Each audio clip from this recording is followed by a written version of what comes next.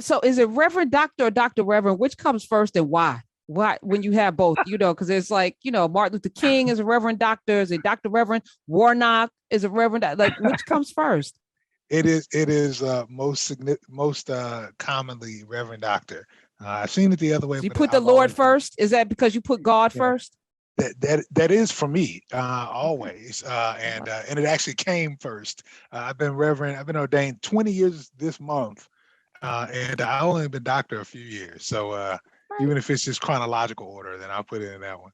All right. Well, happy godly walk to you, sir. I appreciate this being a shepherd. Um, Listening to that, I've been asking this question all day. I think America's reign is at its end, and maybe it should. Like it doesn't mean it goes away. I mean, Great Britain is no longer the superpower or whatever of the whole world. It reigned for 400 years. It's gone. Ottoman Empire, Roman Empire, the Greeks, of course, the Egyptians, 3,000 years. Of course, the Africans had the longest reign. But 200. Marsha Warfield said we got to start with after Reconstruction to Yeah, start to calculate America's greatness. What are your thoughts, Reverend yeah. I think Dr. Starsky? no, I'm in agreement here. I mean, at the very least, the moral authority.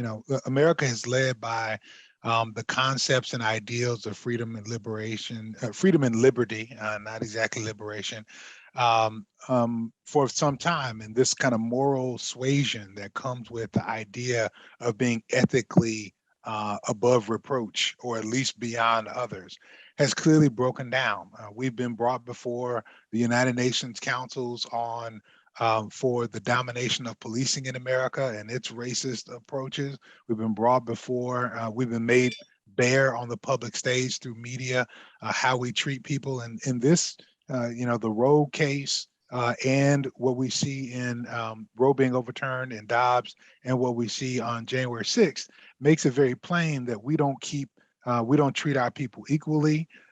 We are making no bones about the fact that we're going to repeal 2 generations worth of progress, and the concept of democracy. In Langston Hughes' words, "America never was America to me." The ideals of democracy that say that through Capitol Hill and the White House we can get things done for people can come under attack, and you don't have to pay for it, even if you're an American citizen.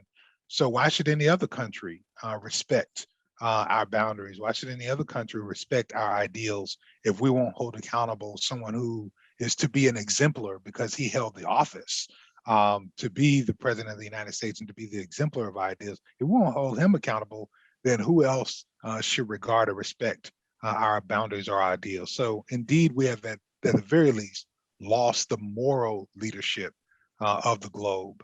And that is the beginning of the end for all empires.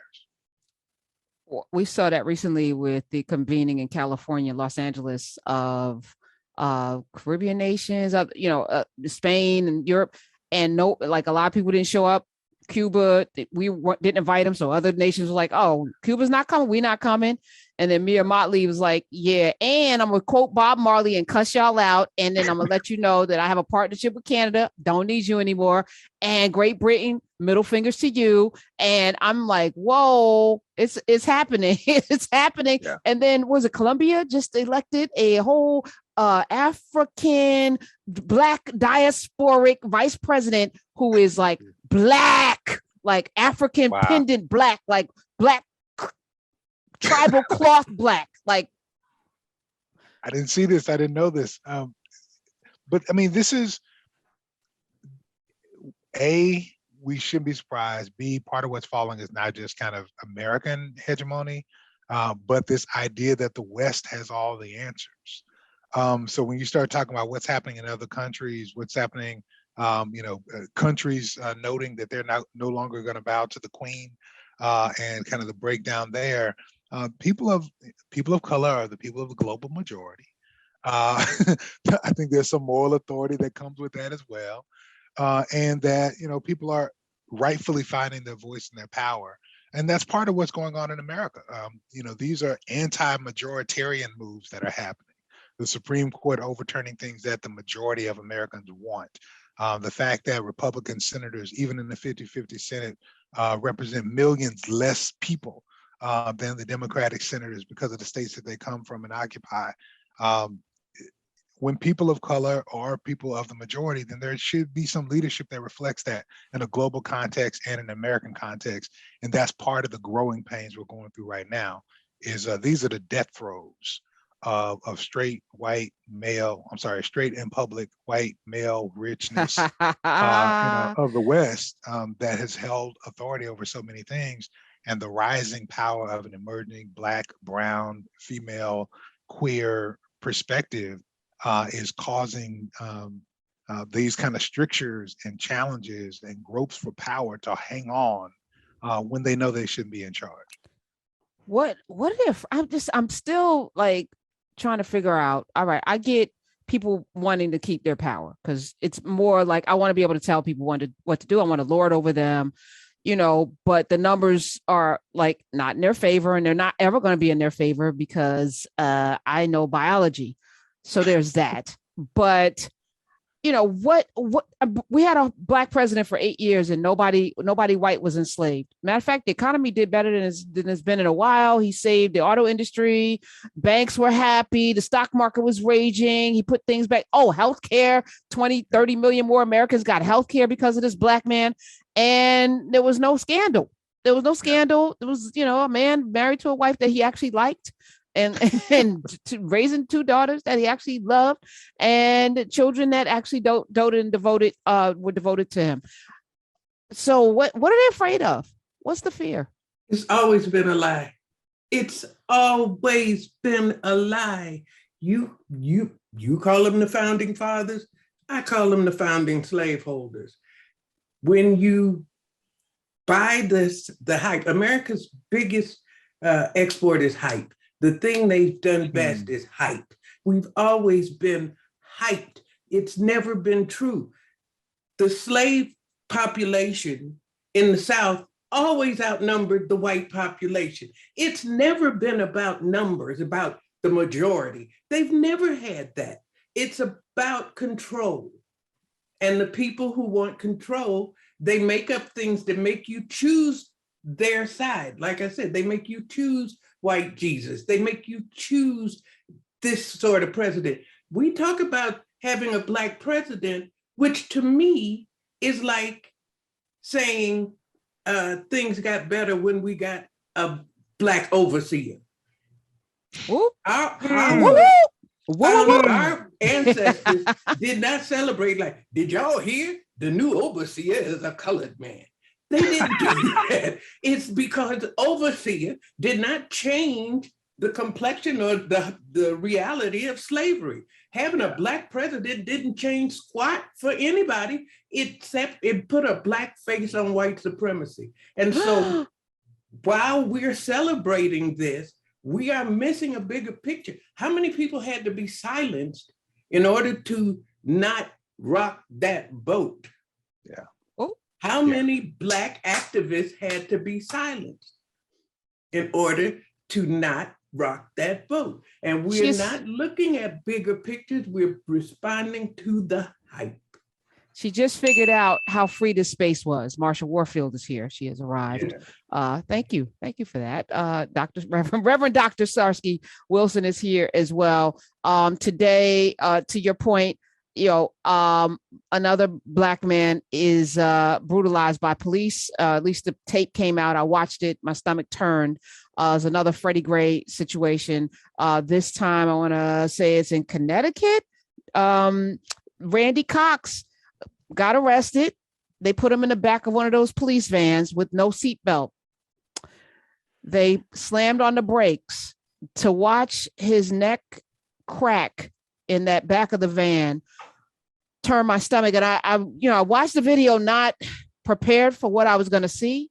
But then after you do that, the first officer that opened the van back to see him with his arm back behind him and his neck at a very bad angle called the ambulance. It's like, that's the appropriate response. Yeah. But then a woman officer was like, oh, he's just, let's pull him out. Oh, you drank too much. I mean, you literally cracked this man's spine with a rough ride. 36 years old. He is now paralyzed. Ben Crump is his lawyer. He posted the video. This happened 10 days ago in New Haven, Connecticut. The footage was released this week, yesterday by Ben Crump. I don't know what's going to happen next, but I'm like, that's not changed. I mean, George Floyd, that it just after George Floyd, somebody got shot in the back of Minnesota by a police officer. It was like, all right, y'all know these people on trial for killing a man. Y'all just gonna be like, during the verdict, let's shoot another black man in the back and kill him.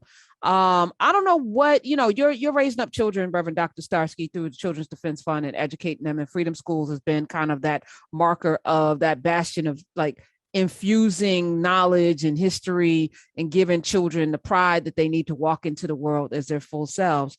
What do you tell them? Well, first of all, we listen to what they have to say. We ask them what's going on that's making it hard for them. Part of what I'm doing right now is over the course of the next 6 weeks. I started a couple of weeks ago. I'm going to a different Freedom School. We have 172 sites across the country. I'm going to a different Freedom School. I'm reading to them in the morning in our Harambe. Over lunchtime, I'm sitting having lunch with college students, predominantly Black college students, asking them what's going on in their campuses and their communities that's impacting them and what do they want us to respond to. And then I'm sitting with parents at the end of the day when they come to pick up their kids and asking them, what's the stuff you want us to be doing? What's making it hard to raise kids in America today? What are the issues that you're seeking to respond to, and what should we be doing about it in your city, in your state, nationally, and specifically what should CDF be doing? And a couple of things they're telling me. So what my best answer to you is what they've told me over the last couple of weeks and what I think I'm hearing as themes.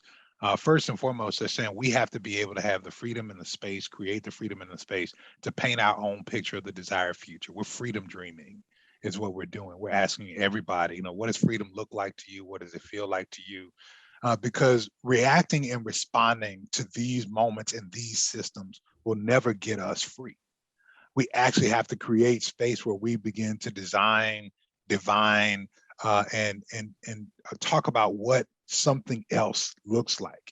Gun violence, fear of police, and fear of violence in community are coming up from these parents.